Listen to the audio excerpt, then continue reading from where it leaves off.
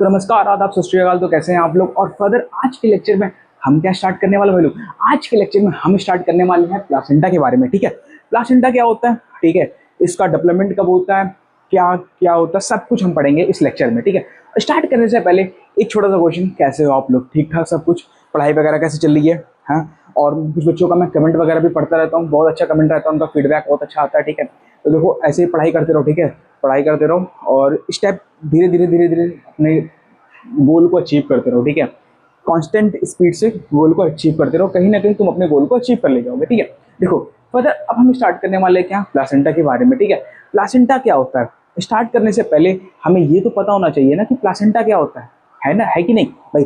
हमें ये तो जैसे हम क्या, फॉर एग्जांपल हमें नर्सिंग करने से पहले ये तो पता होना चाहिए था कि नर्सिंग में क्या होता है, हमें ये तो पता रहता है ना। सेम ऐसे यहाँ पे भी है कि प्लासेंटा स्टार्ट करने से पहले हमें ये तो पता होना चाहिए कि प्लासेंटा क्या होता है। देखो प्लासेंटा सिंपल से मैं बताऊं, बेबी को अगर बेसिक सिंपल एकदम एकदम मतलब बेसिक लेवल पे बताऊं, जिसमें 9th क्लास का बच्चा भी समझ जाएगा कि बेबी को न्यूट्रिशन प्रोवाइड करता है, फिटस को न्यूट्रिशन प्रोवाइड करता है वो प्लासेंटा।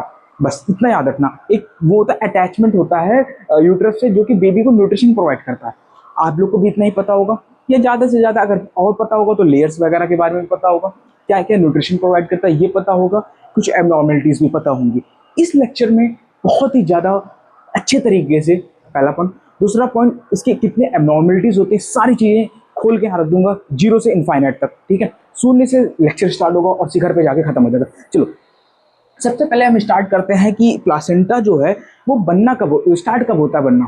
ठीक है, started at 6 week and completed at 12 week. ठीक है, स्टार्ट होता है 6 वीक पे और कंप्लीट हो जाता है वो 12 वीक पे, बन के खत्म हो जाता है। अगर आप डीसी दत्ता का बुक उठाओगे, ठीक है, बहुत ही अच्छी किताब है वैसे नर्सिंग स्टूडेंट्स के लिए, तो डीसी दत्ता का जब आप बुक उठाओगे तो यहाँ पे लिखा है 6 वीक की जगह 3 वीक लिखा है।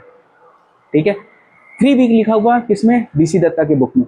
लेकिन आप किसी एक अच्छे प्रोफेसर से पढ़ रहे हो, ठीक है, लेकिन अगर आप किसी एक मेडिकल ऑफिसर के टीचर से पढ़ रहे होगे, जाहिर सी बात है वो 6 वीक बताएगा, क्योंकि 3rd वीक पे क्या होता है, प्रॉपर डेवलपमेंट स्टार्ट नहीं होता है ना, प्रॉपर उसका स्टार्ट नहीं होता डेवलपमेंट, धीरे धीरे धीरे धीरे अच्छी तरीके से डेवलप होता है वो 6 वीक पे आके डेवलप होता है। ठीक है, कंप्लीट कब होता है, कंप्लीट होता है वो 12 वीक पे, तब होता है 12 वीक पे आके कंप्लीट हो जाता है। ठीक है, इतना याद रखना।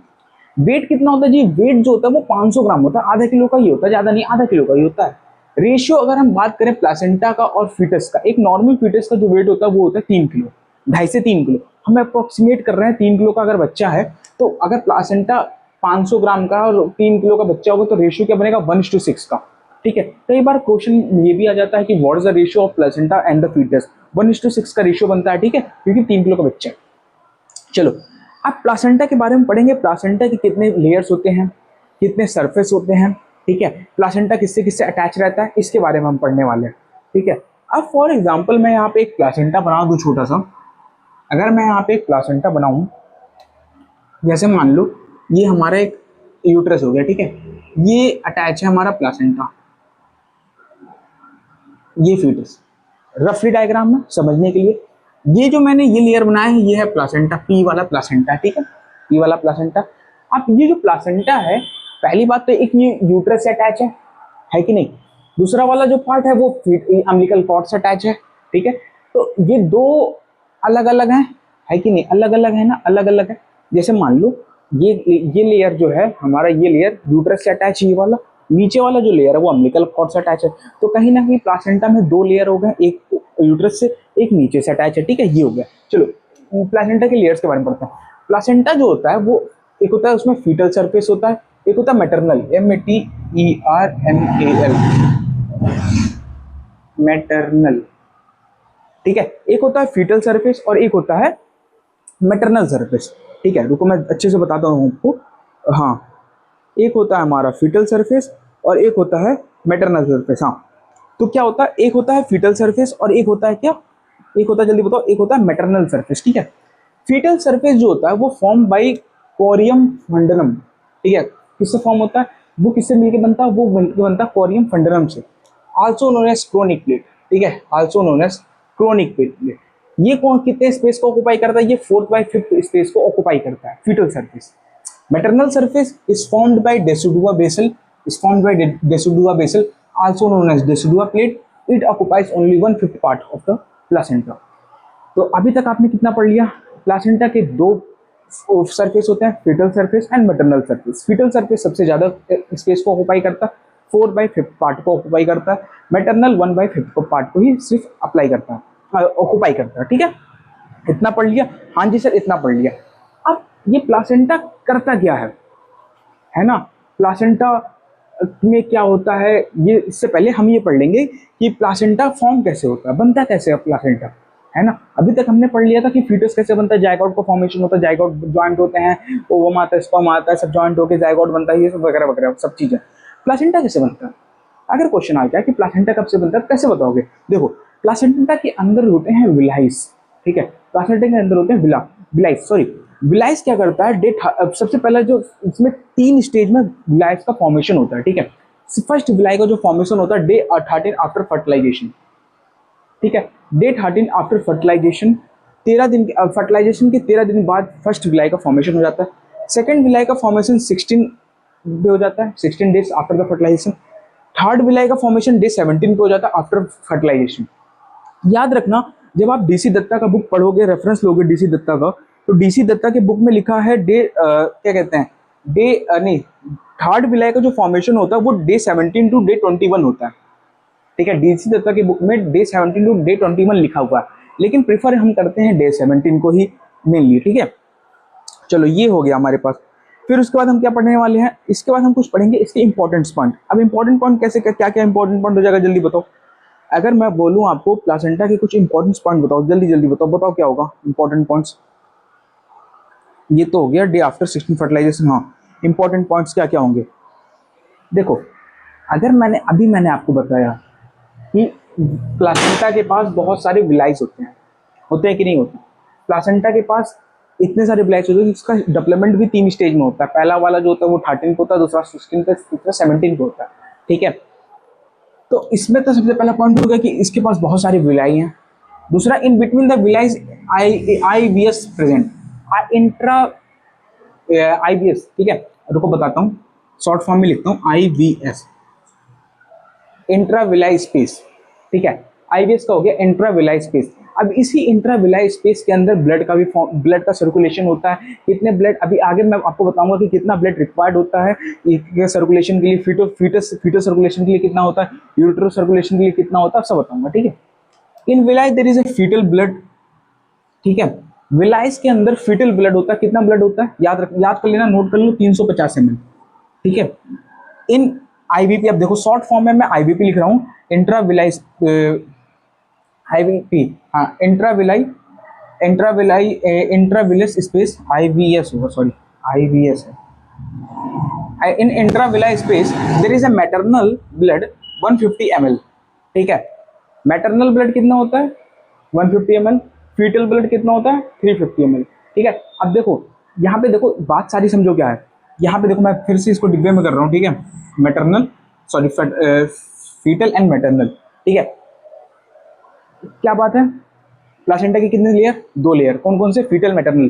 फीटल में कितने ब्लड होता है, 350। मैटरनल में कितने होता है, 150। देखो मैटरनल में कितने, 150। छोटा होता है, कितना पार्ट होता है, 1/5 पार्ट वो करता है, वो कवर करता है। मैटरनल कौन सा लेयर होता है भाई, मैटरनल जो होता है वो क्या कहते हैं, 350 ml को स्टोर करके रखता है। कितना, वो 4/5 पार्ट होता है, सबसे बड़ा।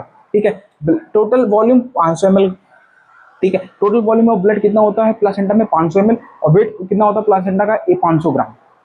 याद रखना, क्वेश्चन आता है कि वेट कितना होता है प्लासेंटा का, 500 ग्राम होता है। ब्लड कितना होता है, वो भी 500 ml होता है। चलो, अब ये बताओ मुझे, जैसे मान लो एक तो प्लासेंटा हो गया। ठीक है, मैं आपसे एक क्वेश्चन पूछता हूँ, कहाँ पूछूं, हाँ चलो यही पूछता हूँ। जैसे मान लो प्लासेंटा है, ठीक है, प्लासेंटा है और फीटस है, इसके बीच में कुछ बैरियर्स होते हैं। वो बैरियर का क्या नाम है बताओ? अगर वो बैरियर नहीं रहेगा तो भाई कुछ भी ट्रांसपोर्ट हो जाएगा, इन्फेक्शन वगैरह, है कि नहीं? तो वो बैरियर ही तो प्रिवेंट करता है ना उसको ट्रांसपोर्ट होने से। उस बैरियर का नाम बताओ जल्दी से, चलो। वो कुछ बैरियर्स होते हैं जो कि प्रिवेंट करते हैं, उन बैरियर का नाम क्या होता है? इसको नोट डाउन कर लो फटाफट, कर लिया नोट डाउन? चलो जल्दी बताओ, उसका नाम बताओ जल्दी से। देखो, वो जो बैरियर्स होते हैं जो कि रोकने का काम करते हैं, वो होते हैं ये जो चार मैंने यहाँ पे लिखा है। पढ़ो क्या लिखा है। सबसे पहले syncytiotrophoblast, cytotrophoblast, extra embryonic mesoderm, endothelium of fetal blood capillary. ये चार जो लेयर होते हैं, चार मेम्ब्रेन कह दो या चार लेयर कह दो, ये प्रिवेंट करते हैं किससे, ये क्या करते हैं बताओ, ये किस में हेल्प करते हैं, ये जो चार लेयर हैं ये किस में हेल्प करते हैं भाई। जो चार लेयर थे maternal blood vessel together they are called as placental membrane barrier. ठीक है, इन सबको हम क्या कहते हैं, इन सबको हम कहते हैं प्लासेंटल मेम्ब्रेन बैरियर। ठीक है, इन सबको हम कहते हैं प्लासेंटल मेम्ब्रेन बैरियर। कौन कौन से, syncytiotrophoblast, cytotrophoblast, extra embryonic mesoderm, endothelial of fetal of blood capillary. ठीक है, इन सबको हम कहते हैं प्लासेंटल मेम्ब्रेन बैरियर। ये सब बैरियर क्या प्रिवेंट करते हैं, ये सब बैरियर प्रिवेंट करते हैं क्या कहते हैं, इन्फेक्शन को। पहले पहले अपन कोई भी क्या हार्मफुल वो कंपोनेंट वगैरह ना चला जाए। ठीक है, इन सब काम करते हैं, ये सब प्रिवेंट करते हैं। ठीक है, चलो ये हो गया। एक बार इसका फटाफट स्क्रीनशॉट ले लो तो मैं आगे लिखूं। तो अभी तक हमने क्या पढ़ लिया, अभी तक हमने पढ़ लिया था व्हाट द बैरियर। ठीक है, कौन कौन से बैरियर्स जो कि रोक रहे थे ब्लड को प्रॉपर क्या कहते हैं, blood and sorry fetal membrane, fetus को और मदर को, फीटस और मदर के बीच में कौन कौन से सॉरी मेम्ब्रेन्स थे जो कि क्या कहते हैं क्रॉस नहीं होने दे रहे थे प्रॉपर तरीके से, जिससे हम कहें। ठीक है, अब चलो हम आगे पढ़ते हैं और आगे पढ़ते वक्त हमें क्या मिलता है।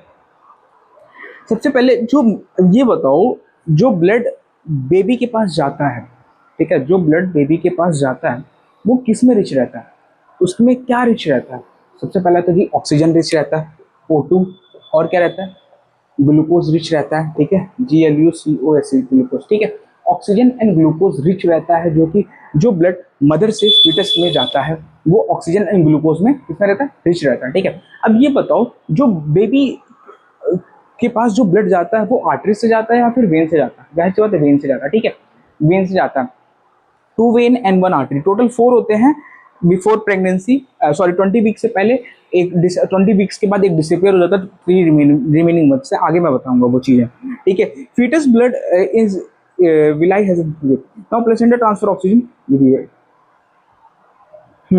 अब एक बात और बताओ, यहाँ पे एक चीज आता है, अगर मान लो मुझे प्लासेंटा देखना है यूएसजी से, ठीक है, अगर मुझे प्लासेंटा को एग्जामिनेशन करना है यूएसजी से, तो मैं कौन सी मंथ में एक फीमेल मदर को लेके जाऊंगा, तब मुझे पता चल जाएगा कि इसके अंदर प्लासेंटा बना है या नहीं बना। बताओ बताओ।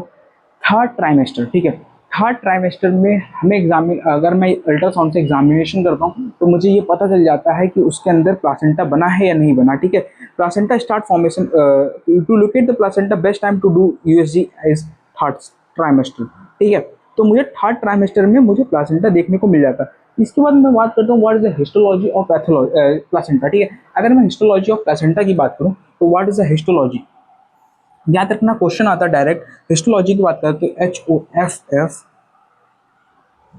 हॉसबर्ग। ठीक है, हॉसबर्ग सेल। ठीक है, हॉसबर्ग सेल पूरा proper what is the histology. अगर क्वेश्चन आता है कि what is the histology, direct question नहीं पूछेगा, तुम एक एक्स्ट्रा पॉइंट लिख सकते हो कि what is the histology of placenta is Hofbauer cell. ठीक है, हॉसबर्ग सेल प्लासेंटा ऑफ क्या कहते हैं placenta, sorry dimension, sorry histology of placenta. ठीक है, डायमेंशन की बात करते हैं व्हाट इज द डायमेंशन, तो डायमेंशन आता है 15 to 20 सेंटीमीटर। ठीक है, dimension of placenta is 15 to 20 centimetre. ठीक है, 15 to 20 सेंटीमीटर। थिकनेस की बात करूं तो एवरेज थिकनेस जो होता है वो 2.5 होता है टू 4, मैक्सिमम 4 होता है। अगर मान लो 4 से ज़्यादा है, ठीक है, अगर मान लो थिकनेस 4 से ज़्यादा, तो उस कंडीशन को क्या कहोगे। अगर मान लो प्लासेंटा का थिकनेस जो है 4 से ज़्यादा, तो उसको क्या कहोगे, प्लासेंटोमेगाली। ठीक है, और प्लासेंटोमेगाली कौन सी कंडीशन में देखने को मिलता है, वो देखने को मिलता है जैसे ट्विंस प्रेगनेंसी हो गई, ठीक है, डायबिटीज हो गया, या फिर RH नेगेटिविटी होते थे, इनकम्पेटिबिलिटी जिसे कहते हैं। ठीक है, इन सारे कंडीशन में हमें देखने को मिलता है क्या, प्लासेंटोमेगाली। ठीक है, चलो ये तो हो गया। इसके बाद हमें क्या मिलेगा, इसके बाद हम देखते हैं क्या, fetal circulation, sorry placental circulation के बारे में। ठीक है, प्लासेंटल सर्कुलेशन। देखो प्लासेंटल सर्कुलेशन, प्लासेंटा के अंदर दो टाइप का सर्कुलेशन होता है, एक होता है क्या, एक होता है मदर से फीटस के प्लासेंटा की तरफ, एक मदर से प्लासेंटा की तरफ जा रहा है, ठीक है। दूसरा क्या होता है, फीटस से प्लासेंटा की तरफ, ठीक है, फीटस से प्लासेंटा। जैसे मान लो मम्मा ने क्या किया, जो मदर है, जो प्रेग्नेंट मदर है, उसके अंदर जो वो क्या कहते हैं ब्लड है, वो कहाँ जा रहा है, प्लासेंटा से, ठीक है। अब वो प्लासेंटा कहाँ भेज रहा है, फीटस को भेज रहा है। मदर से प्लासेंटा को कहते हैं यूट्रो प्लासेंटल सर्कुलेशन, ठीक है, यूट्रो प्लासेंटल सर्कुलेशन याद रखना। फीटस से प्लासेंटा को कहते हैं फीटो प्लासेंटल सर्कुलेशन, ठीक है। यूट्रो एंड फीटो दोनों अलग अलग है, सब कुछ अलग अलग होगा। फीटो के अंदर क्या होता है, it is present in intervillous space, ठीक है, intervillous space, sorry intervillous space के अंदर ये प्रेजेंट आता है। Utero placenta circulation volume of blood जो होता है वो 150 ml होता है, ठीक है। इसको अगर हम कहते हैं मैटरनल, मैटरनल नाम सुना है, मैटरनल वाला वही है, ठीक है। By circulation, blood circulation was establish by day 15, ठीक है। अगर मैंने आपको बताया होगा तो पहले बताया था डे 13, डे 16 एंड डे 17, ठीक है। डे 15 पे यूट्रो प्लासेंटल सर्कुलेशन एस्टैब्लिश हो जाता है, समझो। फीटो प्लासेंटल सर्कुलेशन क्या होता है, ये विलाई में प्रेजेंट रहता है, वॉल्यूम ऑफ फीटल 350 ml, ठीक है। It establish by day 17 to day 21, ठीक है। डे 17 टू डे 21, 17 तारीख से 21 तारीख के बीच में एस्टैब्लिश हो जाता है, और it is establish bye umbilical when, ठीक है। ये अम्बिलिकल वेन के थ्रू एस्टैब्लिश होता है, इसको जो ब्लड प्रोवाइड होता है वो अम्बिलिकल वेन के थ्रू प्रोवाइड होता है, ठीक है। चलो जी, ये भी हो गया हमारा फीटो प्लासेंटल सर्कुलेशन। वैसे फीटो प्लासेंटल सर्कुलेशन पूछता है कभी कोई। फिर उसके बाद ये बताओ, अगर मान लो कोई एक क्वेश्चन मैं क्रिएट करता हूँ, चलो ठीक है, एक क्वेश्चन अगर मैं क्रिएट करूँ, अगर आपने थोड़ा सा ध्यान से पढ़ा होगा तो इसे आराम से कर ले जाओगे, ठीक है। अगर ध्यान से पढ़ा होगा तो एक आराम से कर ले जाओगे। क्वेश्चन है, छोटा सा क्वेश्चन है। अगर मान लो मदर को वो जो ब्लड जो बेबी को मिल रहा, ठीक है, जो ब्लड बेबी को मिल रहा, ठीक है। अगर मान लो किसी एक मदर को प्रेगनेंसी इंड्यूस्ड हाइपरटेंशन हो जाए, ठीक है, प्रेगनेंसी इंड्यूस्ड हाइपरटेंशन, PHI जिसे कहते हैं शॉर्ट में, ठीक है, प्रेगनेंसी इंड्यूस्ड हाइपरटेंशन। तो प्रेगनेंसी इंड्यूस्ड हाइपरटेंशन कैसे रिलेट करता है हमारे इंट्रा यूट्राइन ग्रोथ रेस्ट्रिक्शन को, IUGR को, इंट्रा यूट्राइन ग्रोथ रेस्ट्रिक्शन। अगर मान लो मम्मी मदर के अंदर प्रेग्नेंट वुमेन है, उसके अंदर क्या हो गया, प्रेगनेंसी इंड्यूस हाइपरटेंशन हो गया, तो वो कैसे इफेक्ट करेगा बच्चे को, वो बच्चे को क्या कर देता है, इंट्रा यूट्राइन ग्रोथ रेस्ट्रिक्शन। अगर मैं इसके पीछे पूछूं तो what is the reason behind that how the baby get intra uterine growth restriction, बच्चे के अंदर रेस्ट्रिक्शन कैसे होगा ग्रोथ का। सिंपल सा फंडा देखो, प्लासेंटा के अंदर क्या होते हैं, विलाइज होते हैं, कुछ ऐसे होते हैं, ठीक है। ये प्लासेंटा हो गया। अब मदर का जो विलाई है वो समझ लो ऐसे है, ठीक है। अब यहाँ पे क्या हो रहा है, ब्लड का सर्कुलेशन हो रहा है, ऐसे ही हो रहा था, ऐसे ही हो रहा था। अब यहाँ पे जब ब्लड का सर्कुलेशन हो रहा है तो मदर को क्या है, अभी मदर को क्या है, मदर को क्या बताओ, मदर को क्या है, एक मिनट फिर से बना दे रहा हूँ डायग्राम को। देखो ऐसे होता, ठीक है, ये जो है मदर का है, ये चाइल्ड का है, ठीक है। यहाँ से यहाँ जा रहा था, यहाँ से यहाँ आ रहा था, ऐसे हो रहा, ठीक है, ये हो रहा था। और इसमें जो स्पेस है यहाँ पे इन दोनों के बीच में, इसको कहते हैं इंट्राविलस स्पेस, ठीक है। जैसे इसके और इसके बीच में जो पूरा स्पेस बच रहा है, इसको इंट्राविलस स्पेस कहते हैं। खैर छोड़ो, अब बताओ मुझे, ये तो मदर का हो गया, ये मदर का हो गया, और ये फीटस का हो गया, ठीक है। अब मुझे ये बताओ, अगर ये मदर का जो सर्कुलेशन है हाइपरटेंशन हो गया, हाइपरटेंशन में क्या होता है बताओ, हाइपरटेंशन में क्या होता है, मदर का जो ब्लड फ्लो है वो डिक्रीज हो जाएगा। हाइपरटेंशन में मदर का ब्लड फ्लो डिक्रीज होगा तो क्या होगा, मदर ब्लड फ्लो डिक्रीजेस इन IVS आल्सो। अगर यहाँ पे मदर का ब्लड फ्लो डिक्रीज होगा तो इंट्राविलस स्पेस में भी तो ब्लड डिक्रीज होगा, क्योंकि मदर का ही तो ब्लड आ रहा है इंट्राविलस स्पेस में, 350 ml और 150 ml, 350 एंड 150 ml तो मदर का ही जो आ रहा है ना उसमें, ठीक है। अब जब वहाँ पे कम होगा ब्लड, तो ब्लड बच्चे को क्या मिल रहा है भाई, सारा बच्चा किस पे डिपेंड है, ब्लड पे डिपेंड है, ठीक है। ब्लड में क्या आ रहा है, न्यूट्रिशन वगैरह आ रहा है, ग्लूकोज वगैरह आ, ऑक्सीजन आ रहा। अब ये सब जब कम हो जाएगा तो लिमिटेड हो जाएगा, बच्चे के पास वो मिल नहीं पाएगा। जब बच्चे को नहीं मिल पाएगा तो बच्चा क्या करेगा, बच्चे के अंदर क्या होगा, जाहिर सी बात है बच्चे के अंदर ग्रोथ का रेस्ट्रिक्शन हो जाएगा। That's the reason behind that there is a development of intra uterine growth restriction. Due to the pregnancy induce hypertension. समझ में आ गया आप, हुआ क्लियर कॉन्सेप्ट? ऐसे ही होता है यहाँ पे क्लियर कॉन्सेप्ट। कॉन्सेप्ट को क्लियर कर देंगे, कॉन्सेप्ट को खत्म कर देंगे, जहरीला कॉन्सेप्ट होने वाला है, ठीक है। डरना नहीं है बिल्कुल भी, पेपर में आएगा, पेपर में फोड़ के आना है। क्या करना है? पेपर में फोड़ के आना है। इस बार अगर आपने अटल बिहारी 2026 का पेपर देखा होगा, 2026 का पेपर देखा होगा, देख के सबकी हो गई खल्लास। डर गए थे बच्चे, कोई दिक्कत नहीं, कोई डरने वाली तो कोई बात ही नहीं है भाई, ठीक है। पढ़ के जाओ यहाँ से, लेकर पेपर छोड़ के आगे तो बताना फिर। पेपर अगर तुमने छोड़ दिया तो बताना फिर कि हाँ सर इससे गलत हुआ था। कॉन्सेप्ट ब्रेन खोलने का काम करता हूँ, ब्रेन खोल दूंगा, ठीक है। सोचने की क्षमता बढ़ाता हूँ, क्रिटिकल थिंकिंग। चलो जी, ये हो गया। अब इसके बाद हम क्या पढ़ने वाले? इसके बाद हम पढ़ेंगे क्या? एबनॉर्मलिटीज ऑफ प्रेगनेंसी, ठीक है। इसी लेक्चर के अंदर मैं बताने वाला हूँ एबनॉर्मलिटीज ऑफ प्रेगनेंसी। क्या क्या प्रेगनेंसी की एबनॉर्मलिटी होती है? आइदर साइज का कभी होता है, कभी जो मैटरनल लेयर होता है वो एक्स्ट्रा हो जाता है, या फीटल लेयर एक्स्ट्रा हो जाता है, ठीक है। आइदर कभी प्लेसेंटा ही नहीं बन पाता, या फिर प्लेसेंटा में जो अम्बिलिकल कॉर्ड होता है वो ज्यादा हो जाता है। हाँ, अम्बिलिकल कॉर्ड। अभी क्वेश्चन यहाँ पे आता है कि अम्बिलिकल कॉर्ड जो होता है, अम्बिलिकल कॉर्ड से कितने हार्मोन्स रिलीज होते हैं? बताओ जल्दी से। दो हार्मोन्स रिलीज होते हैं, एक होता है स्टेरॉइड, एक होता है स्टेरॉइड हार्मोन। दूसरा हार्मोन का नाम बताओ तो फटाफट, दूसरे हार्मोन का नाम बता दो फटाफट, दूसरे हार्मोन का नाम बता दो। दूसरा होता है प्रोजेस्टेरोन, ठीक है। आगे बताऊंगा आगे चीजें, ठीक है। तो चलो हम पढ़ने वाले, अब हम बताने वाले क्या? एबनॉर्मलिटीज ऑफ प्लासेंटा के बारे में। तो एक बार कंटिन्यू बने रहो, फटाफट मैं जल्दी जाता हूँ। तो let start the concepts of placental abnormalities, ठीक है। अब हम पढ़ने वाले क्या? प्लासेंटा की जितने कितने भी क्या क्या एबनॉर्मलिटीज होते हैं। बेसिकली मेरे पास अभी 6 एबनॉर्मलिटीज हैं, होते तो बहुत सारे हैं, ठीक है, लेकिन हमारे जो कोर्सेज में हैं और जो कॉमन पढ़ते हैं वो 6 ही होते हैं, 6-7 ही होते हैं, ठीक है। सबसे पहला होता है प्लासेंटम मेगाली, ठीक है। प्लासेंटम मेगाली, अगर आपने इससे थोड़ा सा पहले अगर लेक्चर को ध्यान से पढ़ा होगा तो उसमें आया होगा प्लासेंटम मेगाली के बारे में, ठीक है। अब प्लासेंटम मेगाली का मतलब क्या हो जाता है कि अच्छा मतलब ये प्लासेंटा का जो प्लासेंटा का जो डायमीटर होता है वो प्लासेंटा का जो डायमीटर होता है कितना से कितना होता है, उसका जो थिकनेस होता है वो कितने से कितना होता है? वो होता है 2.5 से 4 सेंटीमीटर, 2.5 से 4 सेंटीमीटर का होता था। अगर मान लो मैंने बोल दिया मोर देन 4 सेंटीमीटर हो जाए तो क्या होगा? More than 4 centimetre of the layer, more than 4 centimetre of placental layer is known as placentomegaly, ठीक है। अगर मान लो 4 सेंटीमीटर से ज्यादा अगर उसका प्लासेंटा का लेयर हो जाता तो उसको कहते हैं प्लासेंटोमेगाली के बारे में, ठीक है। फिर उसके बाद हम बात करते हैं small size placenta. Small size placenta कब देखने को मिलेगा? मैंने क्या बताया था कि अगर मदर को हाइपरटेंशन हो जाए, अगर मदर को हाइपरटेंशन होगा तो क्या होगा? वो बच्चे का जो ग्रोथ है वो रिस्ट्रिक्ट हो जाएगा, बच्चे का ग्रोथ रिस्ट्रिक्ट हो जाएगा, क्या होगा? स्मॉल साइज प्लासेंटा देखने को मिलेगा। अरे मिलेगा कि नहीं मिलेगा? हाँ या ना? सो गए क्या? जल्दी बताओ भाई, हाँ या ना, है कि नहीं? चलो ठीक है। अब प्लासेंटोमेगाली कौन कौन सी कंडीशन में देखने को मिलता है? जैसे मान लो ट्विंस बेबी, डायबिटीज वगैरह बताया था, ठीक है। स्मॉल साइज प्लासेंटा कहाँ देखने को मिलता है? IUGR, intra uterine growth restriction, ठीक है।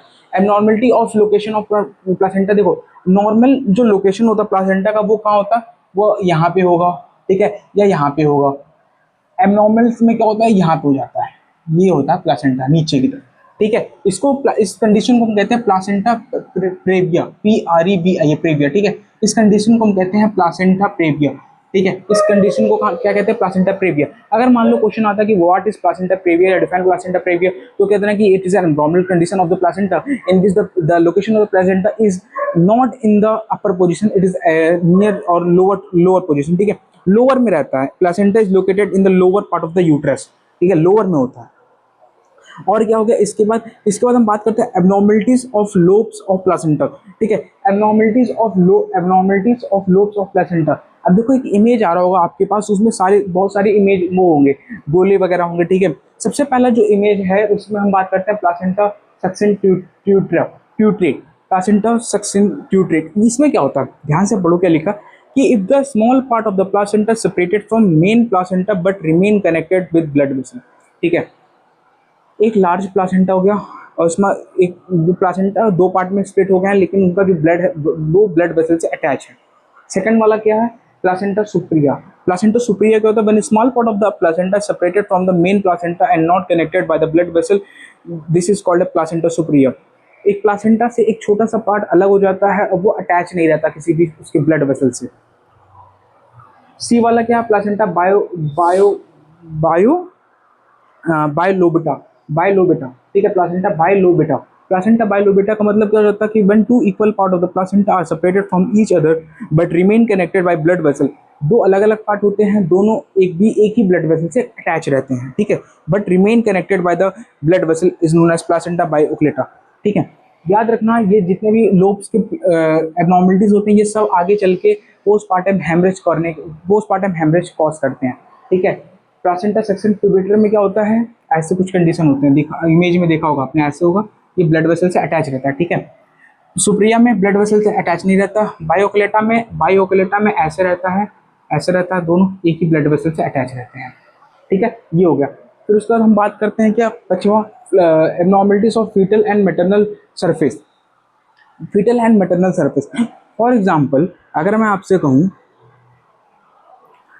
नॉर्मली क्या होता है, फीटल सरफेस और मैटरनल सरफेस जो होता है, जो कि प्लासेंटा के दो पार्ट थे, fetal surface and maternal surface, ये इक्वली एक साथ इक्वली पार्ट में डिवाइडेड रहते हैं, है ना। मैटरनल सरफेस जो रहता है वो मदर से यूट्रस की तरफ अटैच रहता है, और क्या कहते हैं प्लासेंटल सरफेस जो रहता है वो अम्बिलिकल कॉर्ड से अटैच रहता है बेबी की तरफ, ठीक है। और मैटरनल सरफेस 1/5 और फीटल सरफेस 4/5 के पार्ट में डिवाइडेड रहता है ऐसे। लेकिन अगर सपोज करो अगर फीटल सरफेस छोटा हो जाए और मैटरनल सरफेस बड़ा हो जाए, मतलब क्या हुआ, ये फीटल सरफेस है, फॉर एग्जांपल ये फीटल सरफेस है, ठीक है, और ये मैटरनल सरफेस है, ये कुछ ऐसा हो जाए, कुछ ऐसा देखने को मिले प्लेसेंटा, ठीक है। मैटरनल सरफेस, जबकि मैटरनल सरफेस ऐसा होता है, फीटल सरफेस ऐसा होता है, नॉर्मल ऐसा होता है। अब क्या होगा, फीटल सरफेस छोटा हो जाए, मैटरनल सरफेस बड़ा होकर इसको पूरा कवर कर लेता है, ऐसे देखो, ऐसे पूरा कवर कर ले, ठीक है, ऐसे देख रहा, पूरा कवर कर लिया इसने मैटरनल सरफेस। इस कंडीशन को क्या कहते हैं, इस कंडीशन को कहते हैं हम सर CIRCUMULLAT, सर CIRCUMU circumvallate, circumvallate placenta, CIRCUMULL circumvallate placenta.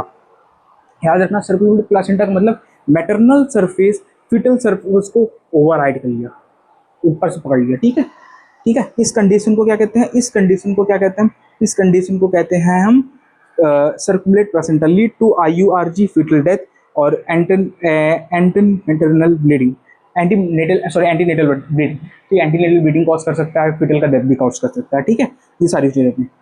फिर उसके बाद हम बात करते हैं क्या, abnormality of chronic villi attachment. देखो क्रोनिक विलाई अटैचमेंट जो होता है, फॉर सपोज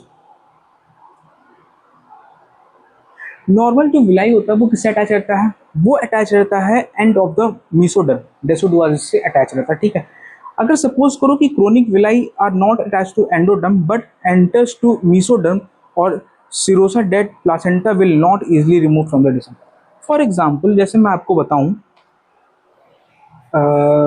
इसको रेस कर दूं, कर लिया ना, कर लिया, चलो अगर मान लो ये लेयर है प्लासेंटा का, ठीक है, फॉर एग्जाम्पल ये प्लासेंटा है, ठीक है, ये सॉरी ये यूट्रस है और यहाँ पे ये लेयर्स हैं, ये लेयर है, ठीक है, ये 3 लेयर होते हैं, ये 3 लेयर है। अब हमारा जो प्लासेंटा है वो किससे अटैच है, डेसिडुआ से, मीसोडर्म से अटैच है। मीसोडर्म से ना अटैच होके वो अंदर चला गया, ऐसे अटैच हो गया, या फिर ये और ज़्यादा अंदर मर्ज हो गया, तब क्या होगा, आफ्टर द डिलीवरी हम जब प्लासेंटा को रिमूव करते हैं तो मीसोडर्म से आराम से निकल जाता है ना, सॉरी मीसोडर्म क्या था, एक्टोडर्म से नहीं, मीसोडर्म था, मीसोडर्म से आराम से निकल जाता है, ठीक है, सॉरी नॉट, एंडोडर्म से आराम से निकल जाता है, ठीक है। लेकिन अगर प्लासेंटा तुम्हारा मीसोडर्म में चला गया, मायोमेट्रियम में चला गया, ठीक है, एंडोमेट्रियम में तो था, एंडोमेट्रियम में तो था, मीसोडर्म, सॉरी डर्म मैं बोल रहा था, डर्म नहीं होगा, ठीक है, डर्म तो डर्मिस को आया था, कंफ्यूजन हो गया था, ठीक है। तो ये हमारा एंडोमेट्रियम पे था, ठीक है, हमारा जो लेयर था नॉर्मली हमारा प्लासेंटा कहाँ होता है, एंडोमेट्रियम पे होता है। पर एक ऐसा कंडीशन है जो वो प्लासेंटा था वो एंडोमेट्रियम पे ना जाके वो चला गया मीजोमेट्रियम में। तो अब ये बताओ after the delivery placenta remove होगा, जब मान लो हमने रिमूव किया तो क्या होगा, जाहिर सी बात है वहाँ पे ब्लीडिंग कॉज कर सकता है, हो सकता है कि नहीं हो सकता। तो इस कंडीशन को हम क्या कहते हैं, इस कंडीशन को हम कहते हैं मॉर्बिडिटी, मॉर्बिड एडहेर्स प्लासेंटा, ठीक है, मॉर्बिड एडहेर्स प्लासेंटा, मॉर्बिड एडहेर्स प्लासेंटा, ठीक है, मॉर्बिड एडहेर्स प्लासेंटा। अब मॉर्बिड एडहेर्स प्लासेंटा भी 3 टाइप्स के होते हैं, कौन कौन से, प्लासेंटा एक्टा है ना, जिसमें क्रोनिक विलाई और superficially attach to myometrium, superficially हल्का हल्का अटैच रहता है मायोमेट्रियम से। प्लासेंटा इनेक्टा, इनेक्टा में क्या हो जाता है कि डीपली अटैच होता है, एकदम अंदर चला जाता है। और प्लेसेंटा प्रेक्टा में क्या होता है, chorionic villi are attach to serosa, last layer में चला जाता है ये, ठीक है। तीसरा वाला तो भाई लास्ट लेयर में भी चला जाता है। तो एक तो हो गया, क्या हो गया, एक्टा, पहला वाला क्या होता है placenta, A C C E T A, एक्टा। दूसरा वाला क्या है, प्लासेंटा इनक्रेटा। तीसरा क्या है, placenta P R C R percreta, ठीक है, पी आर प्रेकिटा। एक्टा इनक्रेटा प्रेकिटा। एक्टा में क्या होता है, एक्टा में क्या होता है भाई, एक्टा में chorionic villi are superficially attach to the myometrium. ये क्रोनिक, ये जो हमारा प्लासेंटा है ये मायोमेट्रियम से हल्का हल्का अटैच रहता है, इसमें हल्का हल्का, ठीक है, इसमें क्या हल्का हल्का अटैच रहता है, हल्का हल्का। इनक्रेटा में अंदर चला जाता है, प्रेक्रेटा में लास्ट लेयर में आ जाता है, लास्ट लेयर में घुस जाता है अंदर, ठीक है। ये तीन याद रख लो आप लोग।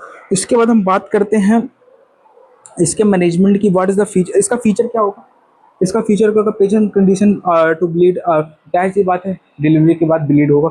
मैनेजमेंट की बात करते हैं, क्या रिमूव द यूट्रस, हाइपरस्टोमी करते थे, if the patient refuse to leave the placenta in uterus give antibiotic, ठीक है। अगर मान लो क्या कहते हैं, मैनेजमेंट तो एक ही है, इसका प्लासेंटा रिमूव कर दो, ठीक है, प्लासेंटा आउट कर दो। अगर मान लो फैमिली जो है रिफ्यूज करती है कि हम ये प्लासेंटा नहीं निकालेंगे, तो उनको एंटीबायोटिक पे रखना पड़ेगा, ठीक है, क्योंकि अगर प्लासेंटा अगर हम यहाँ से नहीं निकालेंगे, ठीक है, अगर हम प्लासेंटा नहीं निकालेंगे तो क्या होगा, इन्फेक्शन कॉज कर जाएगा, इन्फेक्शन हो जाएगा यहाँ पे, ठीक है। अब उस इन्फेक्शन को प्रिवेंट करने के लिए जाहिर सी बात है एंटीबायोटिक हमें देनी पड़ेगी, ठीक है। तो ये हो जाता है हमारा प्लासेंटा पूरी तरीके से फिनिश, ठीक है।